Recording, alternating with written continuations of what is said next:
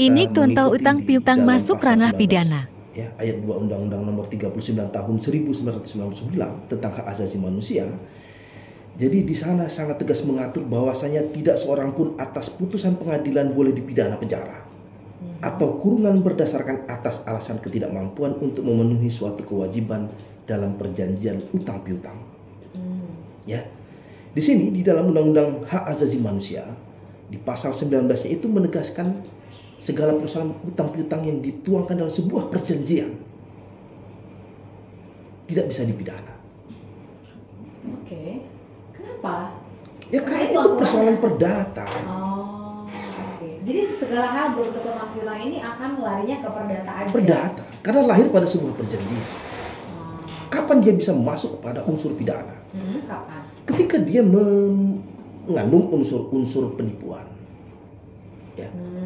Ketika klien saya pernah dulu dimasukkan dalam perkara dugaan penipuan yang sebenarnya lahir pada sebuah perjanjian. Dia meminjam barang ya untuk dijual kembali, dan si pemilik barang merasa tidak yakin kemampuan dia untuk membayar. Tapi karena si klien saya menyatakan bahwasanya sepanjang mata memandang ini adalah kebun sawit milik saya, jadi kekhawatiran untuk tidak membayar kecil kemungkinan katanya. Percaya deh pokoknya. Percaya akhirnya. Asetnya banyak kok, sawitnya banyak. Meyakinkan. Aset banyak. Oh, patut kutangkan gitu. Ya. Ternyata ketidakmampuan yang diprediksi dari awal untuk membayar benar.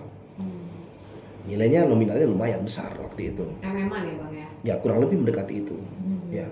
Karena kekesalan otomatis ditagih tidak mau dan tidak membayar, ketidakmampuan tidak membayar, rasa kesal toh. Lalu ditelusuri mengenai kebun sawit sepanjang mata memandang itu ternyata bukan milik klienku. Waduh, diklaim gitu aja ya. Ternyata dicari tahu tidak, itu bukan miliknya, gitu kan.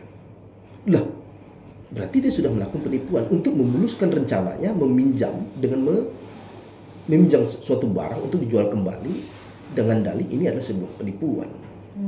Gitu ya. Masuk kategorinya. Dan ditangani oleh polisi. Dan ini masuk ke ranah pidana.